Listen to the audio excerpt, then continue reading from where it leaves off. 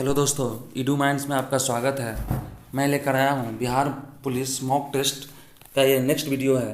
तो चलिए स्टार्ट करते हैं। फर्स्ट क्वेश्चन है, हिंदी से स्टार्ट है कि रात में विचरण करने वाले प्राणी को क्या कहा जाता है। तो रात में विचरण करने वाले प्राणी को निशाचर कहा जाता है। उसका नेक्स्ट है कि इनमें से कौन सा शब्द गुस्से का समानार्थी नहीं है।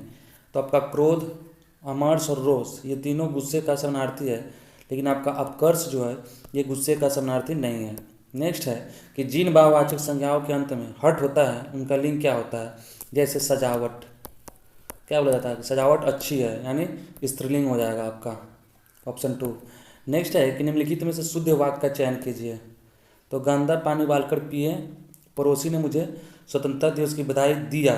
और नेक्स्ट है कि यमुना का पानी गंदा और प्रदूषित है। तो क्या हो जाएगा आपका, यही सही है, यमुना का पानी गंदा और प्रदूषित है, यही शुद्ध है। नेक्स्ट है कि आंसू पीकर रह जाना मुहावरे का सही अर्थ क्या है। आंसू पीकर रह जाना मुहावरे का अर्थ हो जाएगा आपका चुपचाप दुख सह लेना। उसके बाद नेक्स्ट है कि भय गति सांप छुछुंदर केरे, मतलब बोला जाता है कि ना उगलते बनता है ना छोड़ते बनता है, यानी अपने को इसका खतरे में डालना हो जाएगा आंसर। नेक्स्ट है कि निम्नलिखित में से कौन सा शब्द निंदा का पर्यायवाची है। निंदा का पर्यायवाची, तो इसमें आपका फटकार हो जाएगा, भर्त्सना होगा, बुराई हो जाएगा, ये सब निंदा का पर्यायवाची है। लेकिन स्तुति जो है वो आपका नहीं है, इसमें निंदा का पर्यायवाची नहीं है, होना चाहिए। उसका नेक्स्ट है नेक्स्ट एक सेकेंड, 7 नंबर, हाँ। नेक्स्ट है कि रिक्त स्थानों के लिए उचित पर्याय का चयन करें। तो इसमें है कि हमें ऋषि मुनियों का संतान होने का क्या होगा, गर्व होना चाहिए, गर्व है। नेक्स्ट है कि शुद्ध अशुद्ध विलोम युग्म का चयन कीजिए। तो कर्कश का क्या हो जाएगा आपका मधुर, स्वर का क्या हो जाएगा अनस्वर, रिजु का वक्र हो जाएगा, और एही का लौकिक नहीं होता है, एही का परलौकिक होता है, परलौकिक। उसके बाद नेक्स्ट है कि निम्नलिखित वाक्यांशों के लिए एक शब्द में से कौन सा सुमेलित नहीं है। तो जो वर्णन के बाहर है उसको क्या बोलते हैं, वर्णातीत। जो देखा नहीं जा सकता, अदृश्य। जो आमिष नहीं खाता उसको सामिष नहीं बोला जाता है, उसको आमिष बोला जाता है। और नेक्स्ट है कि जो पहरा देता है तो वो प्रहरी होता है। उसके बाद है कि कहानी का प्लॉट, कहानी की मुख्य नायिका का नाम क्या है। तो ये कहानी का प्लॉट आपका शिवपूजन सहाय द्वारा रचित बुक है, और इसका जो मुख्य पात्र है आपका नायिका वो भगजोगनी है। नेक्स्ट है choose word which best express the meaning of the given word. तो जो दिया है उसका मीनिंग क्या है, एबॉर्टिव। एबॉर्टिव का मतलब क्या होता है, एबॉर्टिव का मतलब होता है निष्फल होता है, निष्फल। तो इसका क्या हो जाएगा, इसके समानार्थी अनसक्सेसफुल हो जाएगा। नेक्स्ट है कि इसमें अपोजिट वर्ड कौन सा होगा, इरास्किबल। इरेसिबल का मतलब क्या होता है आपका, इसमें हो जाता है आपका क्रोधी। तो सौम्य विचार का होना चाहिए, तो इसका हो जाएगा अमिएबल, यानी ऑप्शन 3 आंसर इसका होगा। नेक्स्ट है कि 4 words are given out of, मतलब इसमें कौन सा करेक्ट स्पेलिंग है। तो करेक्ट स्पेलिंग के लिए देखें हैं कि इसमें आपका हो जाएगा थोरोली, थोरोली ही है जो करेक्ट है, THOROUGHLY। नेक्स्ट है फिल इन द ब्लैंक्स है कि he has no recommendations, he will get the job. इसमें हो जाएगा हाउ एवर हो जाएगा। और नेक्स्ट है कि lips dash in Ottoman the fall of, मतलब कुछ पत्ते झड़ता है इसका। नेक्स्ट है कि इडियम्स है, इसका मीनिंग क्या होगा। तो एक कुकू इन द नेस्ट, इसका क्या हो जाएगा, तो इसका हो जाएगा एन अनवेलकम इंट्रूडर। मतलब कुकू इन द नेस्ट का मतलब क्या है, कोयल दूसरे के घोंसला में जाके क्या होता है अंडा देती है, तो उसी तरह बिना बुलाए बिना प्रवेश का चला जाता है, उसी को बोलते हैं अनवेलकम इंट्रूडर। नेक्स्ट है कि out of the 4 alternatives choose the one word substitutes का बात कर रहा है। तो a small shop that sells fashionable clothes, and cosmetics, तो उसको क्या बोला जाता है? उसको बोला जाता है बॉटिक। नेक्स्ट है कि इसमें पैराजम्बल को सजाना है, तो इसका एक ऑप्शन नीचे है कि इसमें फर्स्ट हो जाएगा आपका कि may I take your order, तो इसको फिर हो जाएगा यस, ए हो जाएगा first get some fresh, then आपका डी हो जाएगा एंड लास्ट में सी हो जाएगा, तो इसका आंसर हो जाएगा आपका BADC, BADC हो जाएगा। उसके बाद नेक्स्ट है आपका नैरेटिव से, नरेशन से है, तो कि the teacher asked the student if they had understood her question, तो जब असर्टिव को नैरेटिव इंट्रोगेटिव में करते हैं तो क्या होता है? इफ़ आ जाता है, तो इसका आंसर हो जाएगा आपका, एक सेकेंड,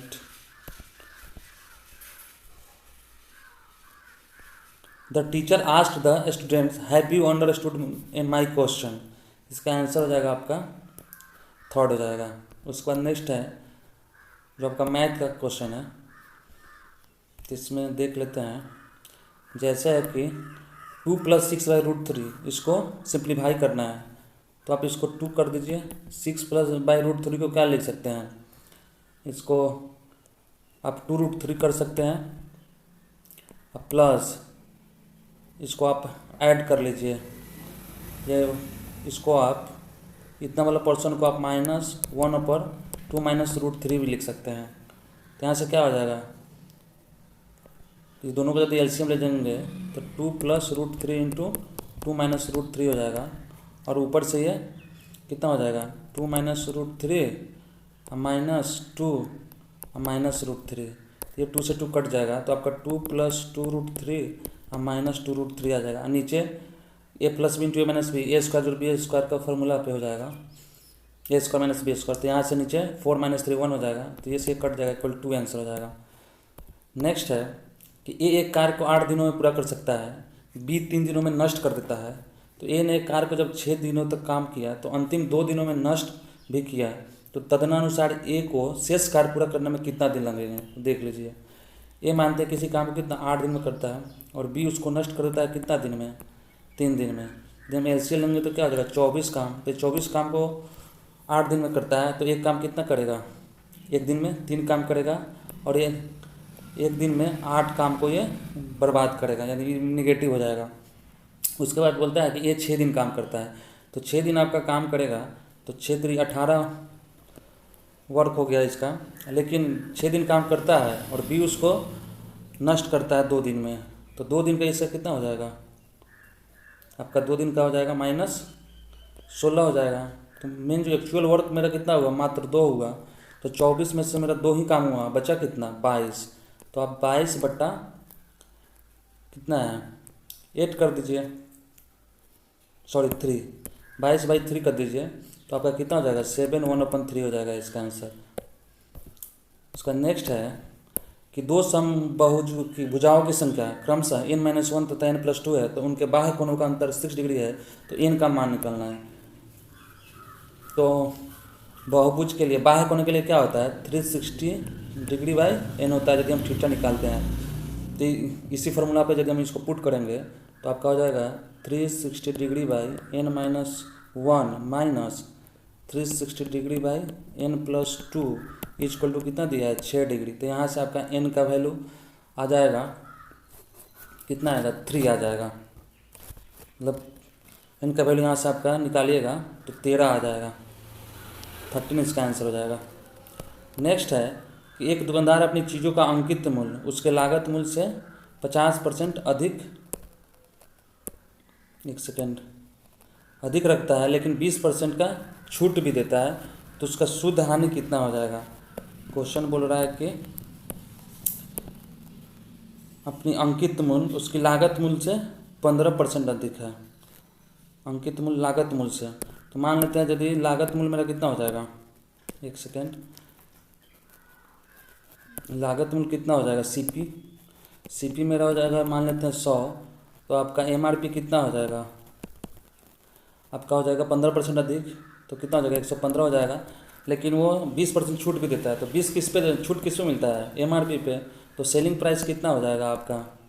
115 का 20% हो जाएगा, छूट 80/100 हो जाएगा। तो ये आपको यदि कर 4 और 5, तो 5 से कितना हो जाएगा?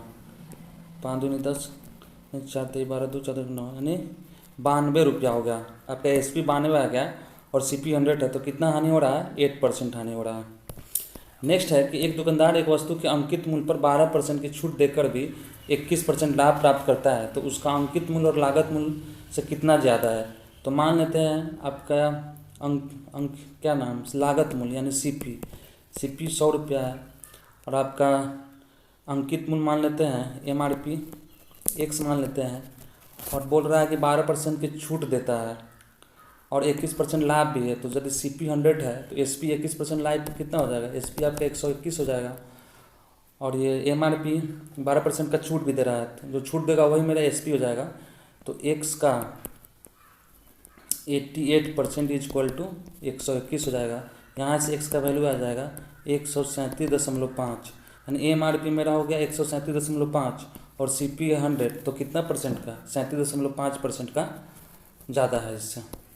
नेक्स्ट है कि 3 धनात्मक संख्याओं में पहली तथा दूसरी का अनुपात 8:9 है तथा दूसरी एवं तीसरी का 3:4 है, तो उनमें पहली तथा तीसरी का गुणनफल 2400 है, तो उन संख्याओं का योग कितना है? तो यदि 8:9 है और एक आपका 3:4 है, इसको रेशियो निकालेंगे तो कितना हो जाएगा? 24:27 कितना हो जाएगा? 36। इसको यदि हम 3 से करेंगे तो कितना हो जाएगा? 8:9:12 हो गया रेशियो, मतलब 8:9:12 के रेशियो में ये तीनों है। और फिर बोल रहा है कि क्या कि पहली तथा तीसरी का गुणनफल 2400 है। तो पहली तथा तीसरी क्या है? 8x × 12x कर देते हैं बराबर 2400 हो जाएगा। तो कितना हो जाएगा? 12 दूना 2400, 200, और 8 से कितना हो जाएगा? 25 हो जाएगा। तो x² बराबर 25, तो x बराबर मेरा 5 आ गया। जब x 5 आ गया तो टोटल कितना है? 12 8 20 9 29, तो 29 × 5 कितना हो जाएगा? 5 9 45 के 5 4 और 5 9 10 4 14, 145 आंसर आ जाएगा आपका। तो हो जाएगा A आंसर। नेक्स्ट है कि 2 अंक वाली एक संख्या को उन अंकों के योग से प्राप्त संख्या का अनुपात 4 है, तो तदनुसार यदि उस संख्या में इकाई वाला अंक दहाई वाले अंक से 3 ज़्यादा हो तो संख्या कितनी हो जाएगा? तो इसको यदि हम ऑप्शन से देखते हैं, यदि 36 लेते हैं 36, तो 36 का क्या हो जाएगा कि 2 अंक वाली एक संख्या उन अंकों के योग से प्राप्त संख्या, यानी 2 अंक है 36 हो गया, उनके योग तो कितना 6 + 3 कितना हो जाएगा? 9 हो जाएगा। इनका रेशियो कितना होना चाहिए? 4:1, हो चुका 36, 4:1 आ रहा है। और सेकेंड है कि इकाई वाला अंक दहाई वाले अंक से 3 ज़्यादा है, यदि तो 36 है तो इसका इकाई का अंक 6 है, तो दहाई के अंक से कितना है? 3 ज़्यादा है, इसलिए 3 आंसर है। सबसे अच्छा रहता है आप इस तरह के क्वेश्चन को ऑप्शन से ही ट्राई कर लीजिए। नेक्स्ट है कि ये ट्रिग्नोमेट्री का है और यहाँ पे इसको सिंप्लीफाई करना है, तो आप सिंप्लीफाई कर लीजिएगा। और इसका आपको क्या है? कॉसेक है, तो आप और साइन है, तो कॉसेक थीटा बराबर क्या हो जाएगा? 90 डिग्री से क्या होता है? कॉसेक सेक 90 - थीटा पे कर दीजिएगा। फिर उसी तरह यदि साइन है तो उसको cos 90 डिग्री - थीटा, इसका यूज करके आप कर लीजिएगा। इसका लास्ट में ऑप्शन आपका B आ जाएगा। नेक्स्ट है कि एक बिंदु P से O केंद्र वाले वृत्त पर 2 स्पर्श रेखाएं PA और PB है, तो और OP वृत्त के व्यास के बराबर है, तो हमें एंगल निकालना है। तो मानते हैं कोई सर्किल हो गया और यहाँ पे सेंटर पे O है और यहाँ पे कोई पॉइंट P है, तो इससे जो आपका स्पर्श करेगा तो आपका PA लिख लेते हैं, B कर देते हैं, और ये सेंटर से बीच का दूरी ये आपका बता रहा है। यहाँ से यहाँ पे क्या हो जाएगा? R हो जाएगा। ये भी मेरा क्या हो जाएगा? R हो जाएगा। और बोल रहा है कि OP वृत्त के व्यास के बराबर है, ये जो OP है तो ये 2R हो जाएगा। फिर उसके बाद बोल रहा है तो यदि ये मुझे निकालना पड़े, क्या बोलते हैं, ये वाला पोर्शन AP निकालना पड़े तो क्या हो जाएगा? 2R² - R², तो कितना हो जाएगा? 4R² - R² का अंडर रूट हो जाएगा, तो ये कितना हो जाएगा? √3R हो जाएगा। उसके बाद बोल रहा है कि हम पहले निकाल लेते हैं क्या? OAP निकाल लेते हैं। तो यदि हम OAP निकालेंगे तो यदि हम ये एंगल निकाल ले रहे हैं, एक सेकेंड, जब साइन ओ ए पी लगाते हैं, कहते हैं साइन थीटा से करते हैं, तो क्या हो जाएगा, ओ ए अपन क्या हो जाएगा, ओ पी हो जाएगा, आर अपन क्या हो जाएगा, 2r हो जाएगा। यहाँ से कितना हो जाएगा, 1/2। तो ओ ए पी कितना, सॉरी ओ पी ए कर लेते हैं, ओ पी ए है ये, तो पी का कितना आ जाएगा आपका 1/2 मतलब 30 डिग्री, सॉरी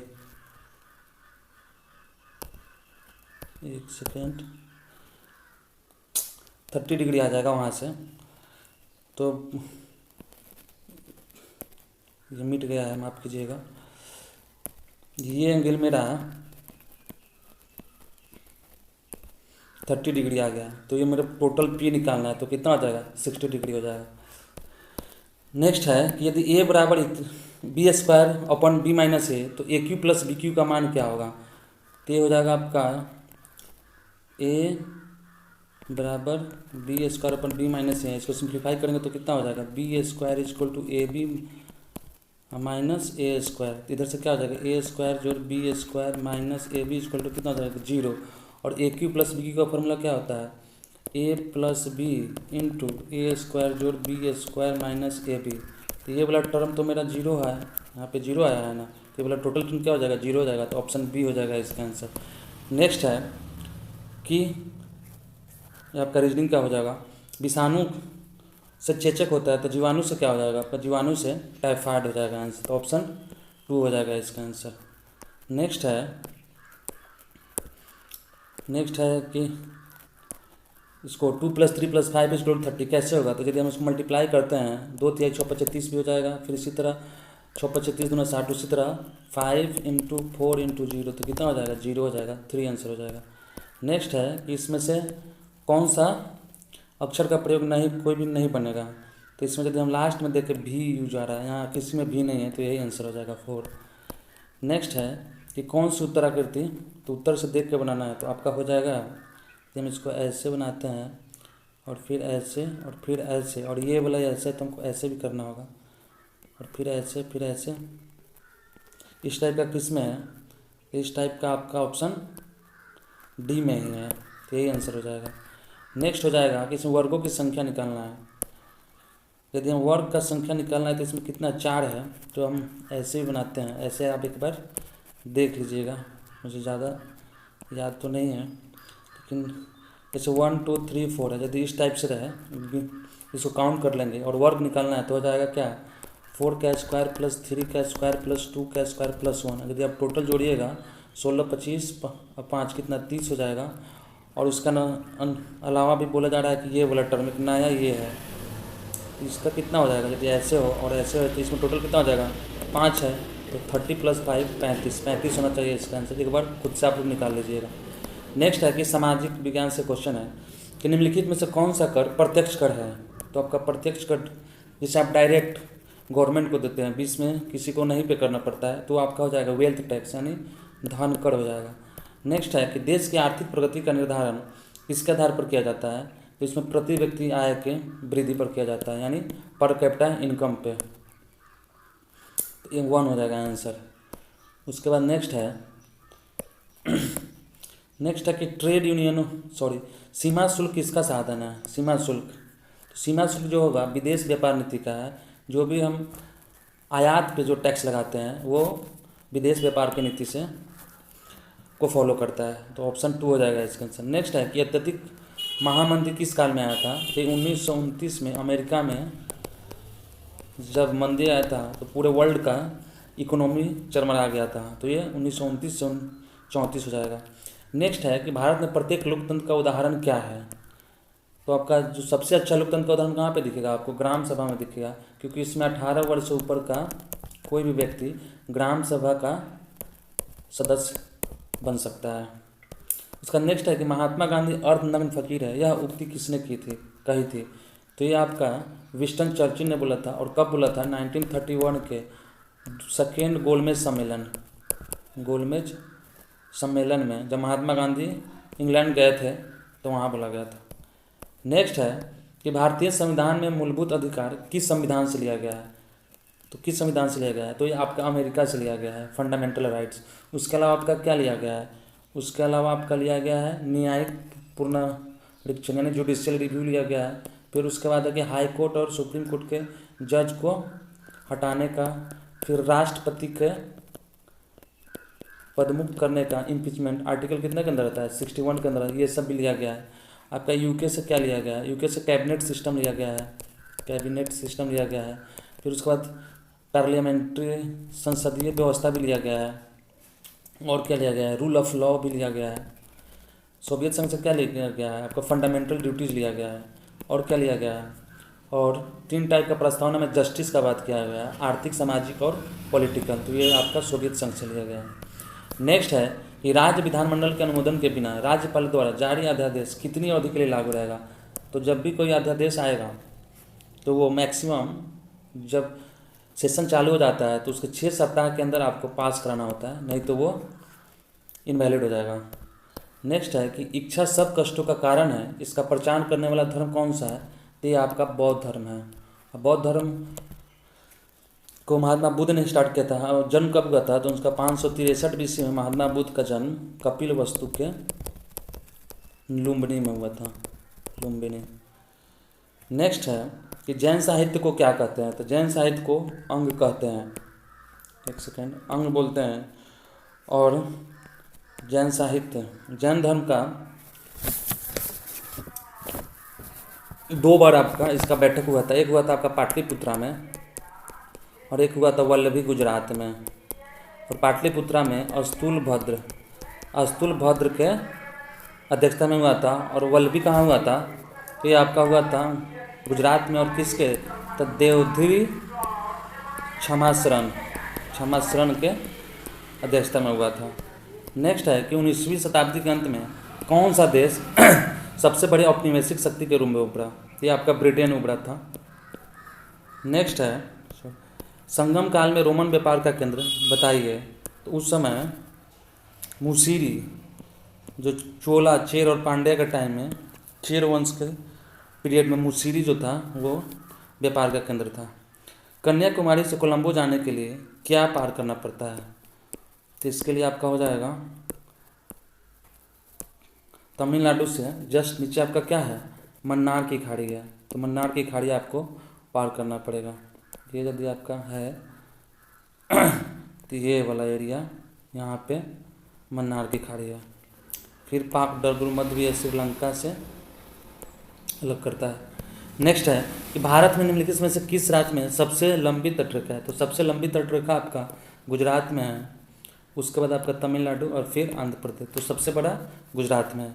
नेक्स्ट है कि भारत में कौन सी नदी को खुला नाला कहा जाता है। खुला नाला आपको किसको बोला जाता है, गंगा को बोला जाता है।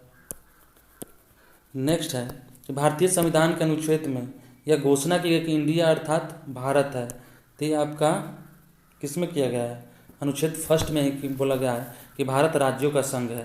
तो ऑप्शन आंसर क्या हो जाएगा इसका, 1 हो जाएगा, राज्यों का संघ, नहीं सॉरी, संघीय, इंडिया अर्थात भारत है और ये संघीय राज्य है, तो ऑप्शन इसका क्या हो जाएगा, डी हो जाएगा, ये गलत है। नेक्स्ट है कि मृदा के कटाव को रोकने के लिए बड़े पैमाने पर वृक्ष लगाने को क्या कहते हैं, तो इसको हम लोग बोलते हैं वनीकरण यानी फॉरेस्ट्री। नेक्स्ट है कि मिलिंद पन्नु क्या है, तो मिलिंद पन्नु आपका एक क्या है, बौद्ध काव्य पाठ है ना, इसी में हिंद यूनान एक थे मिनेंडर, उसी को बौद्ध भिक्षु नागसेन ने बौद्ध धर्म के बारे में ज्ञान दिया था। नेक्स्ट है कि जुरैसिक काल का माना गया पूरी तरह से तैयार वृक्षीय फॉसिल कहाँ पाया गया, तो ये आपका पाया गया छत्तीसगढ़ में, ऑप्शन इसका 2 हो जाएगा।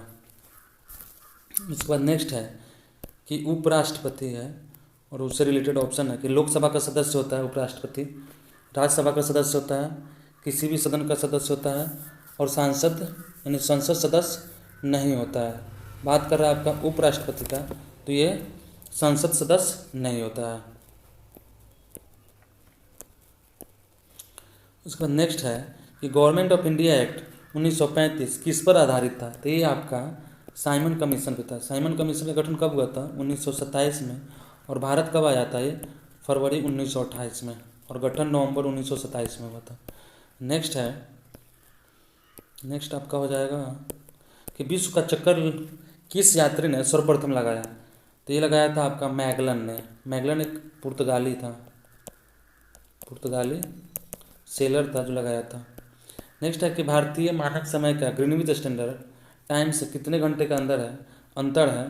तो ये है आपका 5.5 घंटा। आप मुझे कमेंट करके बताइए कि भारतीय मानक समय कितना डिग्री है और वो कहाँ से पास करता है। कमेंट करके बताइए। किसने कहा कि भूमि का मतलब जमीन की ऊपरी सतह से नहीं वरन उन सभी पदार्थों तथा शक्तियों से है। तो ये किसने बोला था। ये बोला था आपका मार्शल ने। उसके बाद नेक्स्ट है कि सार्वभौमिक रूप से भारत में मताधिकार का प्रयोग कब हुआ था। तो ये हुआ था आपका 1951-52 में आपका first time voting process Lok Sabha के लिए स्टार्ट हुआ था। तो ये 1951 हो जाएगा। नेक्स्ट है ये साइंस से रिलेटेड क्वेश्चन है कि उच्च तापमान की सहायता के लिए अंतरिक्ष यान में निम्नलिखित में से किस धातु का प्रयोग किया जाता है। तो ये किया जाता है आपका टिटेनियम का। नेक्स्ट है कि पीतल किसकी मौजूदगी में निरंतर रहने से वायु में रंगहीन हो जाता है। तो ये आपका हो जाएगा H2S होता है। H2S यानी हाइड्रोजन सल्फाइड की वजह से। नेक्स्ट है कि नॉट गेट किसके द्वारा क्रियान्वित किया जाता है। तो नॉट गेट आपका किसके द्वारा, एक ट्रांजिस्टर होता है उसी में डिजिटल के लिए यूज किया जाता है। तो एकल ट्रांजिस्टर। उसके बाद नेक्स्ट है कि वायु की क्वालिटी को बिगाड़ने के लिए जिम्मेदार कण जिसके कारण महत्वपूर्ण सारी रंगों को क्षति पहुंचती है उसका वर्णन किस रूप में किया जाता है। तो एक होता है PM2.5 यानी पार्टिकुलेट मैटर और एक होता है PM10। तो आपका आंसर क्या हो जाएगा 2.5 हो जाएगा। नेक्स्ट है कि हार्मोन के रूप में कार्य करने वाला प्रोटीन कौन सा है। तो हार्मोन के रूप में करने वाला कौन सा है। तो ये ऑक्सीटॉक्सिन है आपका। उसके बाद नेक्स्ट है कि सामान यानी मसल का वसा एक सलीसे पदार्थ का स्राव करता है जिसका हृदय प्रत्यारोपण में प्रयोग किया जा सकता है। इस पदार्थ में मौजूद यह विलक्षण किस रासायनिक यौगिक के द्वारा होता है। तो ये होता है आपका डाईहाइड्रोक्सीफिनाइल एलेनिन के थ्रू। नेक्स्ट है कि पारिस्थितिकी प्रणाली में प्राथमिक उत्पादक कौन होता है। तो आपको उत्पादक हो जाएगा पेड़ पौधा ही उत्पादक होता है, बाकी सारे उपभोक्ता होते हैं। और जो लास्ट में डिकम्पोजर होता है जो डिकम्पोज करता है वो बैक्टीरिया हो जाएगा आपका, फंगस ये सब होता है। नेक्स्ट है कि ब्रेड बनाने के लिए आवश्यक घटक क्या होता है। तो आपका मैदा और खमीर होता है। खमीर क्या, ईस्ट होता है, फंगस होता है जिसका यूज किया जाता है। नेक्स्ट है कि निम्नलिखित में से किस हार्मोन को आपातकालीन हार्मोन बोलते हैं। तो आप बोलते हैं इसको एड्रेलिन को, इसको फाइट एंड फ्लाइट हार्मोन भी बोलते हैं। नेक्स्ट है कि मलेरिया किसके द्वारा एक व्यक्ति से दूसरे व्यक्ति तक अंतरित किया जाता है। तो ये एनाफिलीज मॉस्किटो मच्छर के काटने से होता है। तो आंसर हो जाएगा 3rd। नेक्स्ट है कि लीवर किससे भरपूर होता है। तो लीवर में सबसे ज़्यादा क्या होता है आपका, प्रोटीन होता है। तो आंसर क्या हो जाएगा D हो जाएगा। नेक्स्ट है कि अमरबेल यानी कसकुट्टा क्या है। तो एक पैरासाइट है, परजीवी है जो दूसरे पे डिपेंड करता है भोजन के लिए। नेक्स्ट है कि नाइट्रोजन किसका अनिवार्य घटक होता है। तो नाइट्रोजन में जो घटक होता है वो प्रोटीन होता है। नेक्स्ट हो जाएगा, नेक्स्ट है कि प्रकाश के विद्युत चुंबकीय स्वरूप को खोज किसने किया था। तो मैक्सवेल का है आपका। इलेक्ट्रोमैग्नेटिक फोर्स का बात सबसे पहले मैक्सवेल के द्वारा ही डिस्कस किया गया था। तो यह आंसर क्या हो जाएगा इसका आंसर हो जाएगा आपका 3rd हो जाएगा। नेक्स्ट है कि किसी पदार्थ का फोटोग्राफ लेने के लिए अपेक्षित उद्भासन काल किस पर निर्भर करता है। तो उसके फ्लैश पे करता है, यानी पदार्थ की चमक पे करता है। वातावरण की वह परत जो रेडियो तरंगों को परावर्तित कर देती है कौन सी है। तो ये आपका हो जाएगा क्या, आयन मंडल होता है जो स्ट्रेटोस्फीयर मतलब क्या, समताप मंडल के ऊपर वाले भाग में होता है। नेक्स्ट है कि नमक का भारी मात्रा में सेवन करने के बावजूद किस पशु को रक्तचाप नहीं होता। तो ये आपका ऊँट में नहीं होता है। इसका होता है नेक्स्ट है कि निम्नलिखित में से कौन ऑक्सीजन रहित रक्त मानव शरीर के विभिन्न भागों से हृदय में लाता है। तो हृदय में आपका शुद्ध रक्त का सप्लाई बॉडी में कौन करता है? धमनी, धमनी आर्टरी करता है। और जो अशुद्ध होता है जिसमें ऑक्सीजन नहीं आता है वो होता है आपका वेन, नस या सीरा बोलते हैं। तो आंसर हो जाएगा आपका 1। नेक्स्ट है कि निम्नलिखित में से कौन एक गर्म रक्त वाला जानवर है, यानी वार्म ब्लडेड एनिमल? तो जो भी जिसका हृदय चैम्बर में 4 कोशिकीय होता है वो वार्म ब्लडेड होता है। जैसे आपका इसमें बर्ड्स आ जाएगा, एनिमल्स आ जाएगा। तो आंसर क्या हो जाएगा? एनिमल में बंदर आ जाएगा। मनुष्य के भी 4 चैम्बर होता है। नेक्स्ट है कि पित्त कहाँ संग्रहित होता है? तो आपका गॉल ब्लैडर यानी पित्ताशय में संग्रहित होता है। संग्रहित का बात कर रहा है। नेक्स्ट है कि निम्नलिखित में से कौन एक संयोजी ऊतक नहीं है? तो ये तीनों है। हृदय मांसपेशी आपका मसल का उदाहरण है, मसल टिश्यू यानी मसल ऊतक का उदाहरण है। ये संयोजी ऊतक नहीं है। नेक्स्ट है कि मांसपेशियों में थकान डैश के इकट्ठा होने से होती है, तो लैक्टिक एसिड की वजह से होता है, यानी लैक्टिक अम्ल की वजह से। नेक्स्ट है कि निम्नलिखित में से किस तरंग की आवृत्ति सबसे अधिक है? एक सेकेंड, आवृत्ति यानी फ्रीक्वेंसी किसकी सबसे ज़्यादा है? तो सबसे ज़्यादा फ्रीक्वेंसी आपका किसका हो जाएगा? गामा किरण का।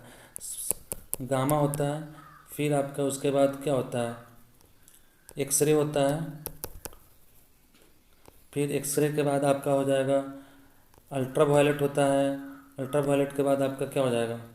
विजिबल होता है, फिर इंफ्रारेड होता है, फिर उसके बाद माइक्रो और रेडियो वेव होता है। तो आप यदि इधर आएंगे तो आपका तो वेवलेंथ ज़्यादा होगा, लेकिन फ्रीक्वेंसी क्या हो जाएगा? फ्रीक्वेंसी इस साइड बढ़ेगा, तो गामा का सबसे ज़्यादा होता है। तो आंसर 4 हो जाएगा। साफ रात है, बादल वाली रातों में ठंडी क्यों होती है? तो ये आपका विकिरण की वजह से होती है। विकिरण मतलब ठंडी रात में क्या हो जाता है बादल वाले में? ये आपका बादल यदि है तो जब इसको रिफ्लेक्ट करता है अर्थ से तो इसको ट्रैप कर लेता है, इसको वायुमंडल में जाने नहीं देता है, तो इसलिए थोड़ा गर्मी बढ़ जाता है। रेडिएशन, विकिरण यानी रेडिएशन। नेक्स्ट है क्लोरीन गैस निम्नलिखित में से किसका मुख्य घटक है? तो क्लोरीन गैस आपका क्या होता है? अश्रु गैस होता है। इसको क्लोरोप्रीन भी बोलते हैं, क्लोरोप्रीन अश्रु गैस को। तो आंसर 2 हो जाएगा। उसका नेक्स्ट है कि भगवान जिन्होंने हमें जीवन दिया उसी समय पर हमें स्वतंत्रता भी दी है, किसने कहा था? ये कहा था आपका जेफरसन ने। जेफरसन ने आपका अमेरिकी क्रांति कब हुआ था? 1776 में, लेकिन इसने 1774 में ये वर्ड बोला था, अमेरिकी क्रांति से 2 वर्ष पहले। नेक्स्ट है कि किस स्थान पर हड़प्पा समय के रथ की एक प्रतिमा प्राप्त हुई है? तो ये आपको दैमाबाद में मिला है। दैमाबाद कहाँ है? तो महाराष्ट्र में है। ये सबसे साउथ पड़ता है आपका हड़प्पा सभ्यता का लोकेशन। नेक्स्ट है कि विक्रमशिला विश्वविद्यालय का संस्थापक कौन था? ये तो पाल वंश के शासक थे धर्मपाल, जिन्होंने विक्रमशिला विश्वविद्यालय का, ये कहाँ पे है? भागलपुर में है। और इन्होंने एक और विश्वविद्यालय का नाम सोमपुरा विश्वविद्यालय का भी धर्मपाल ने किया था।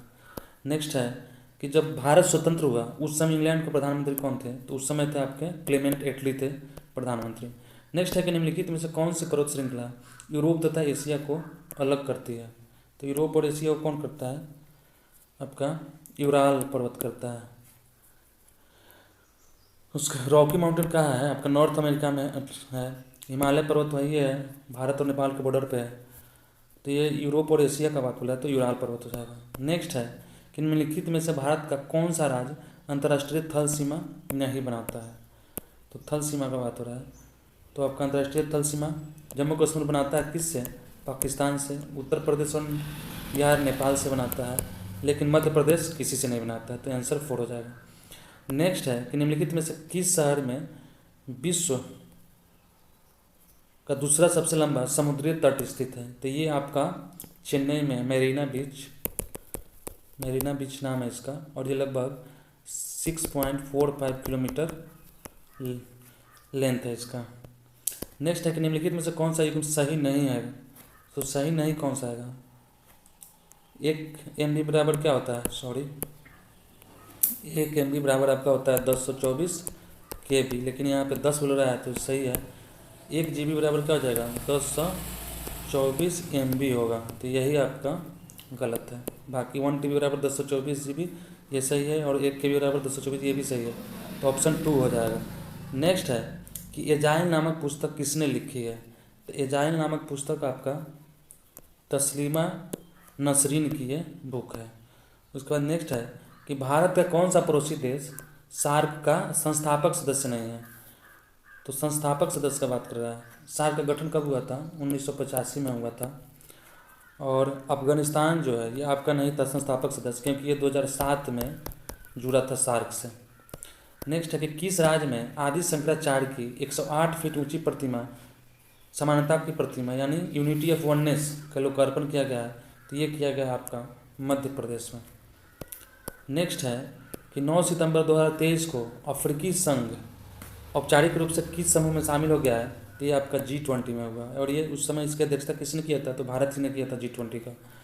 नेक्स्ट है कि किस बैंक ने डिजिटल किराया भुगतान देश के लिए देश का पहला ट्रांजिट कार्ड लॉन्च किया है? तो ये किया है आपका SBI ने। उसका नेक्स्ट है कि भारतीय सेना में पैरा स्पेशल फोर्सेज में शामिल होने वाली पहली महिला सर्जन कौन बनी है? पहली महिला सर्जन आपकी बनी है पायल छबरा। और लास्ट है आज का क्वेश्चन कि US ओपन 2023 का महिला एकल खिताब किसने जीता है? तो ये कोको गॉफ ने जीती है और ये अमेरिका की प्लेयर है, 19 वर्षीय अमेरिका। तो ये रहा 100 क्वेश्चंस का सेट। इस वीडियो को आप अधिक से अधिक शेयर कीजिए, सब्सक्राइब कीजिए और लाइक कीजिए। यदि आप सब्सक्राइब कीजिएगा तो मुझे भी मोटिवेट मिलेगा डेली एक सेट लाने का। तो चलिए इस वीडियो को यहीं समाप्त करते हैं। तब तक के लिए धन्यवाद।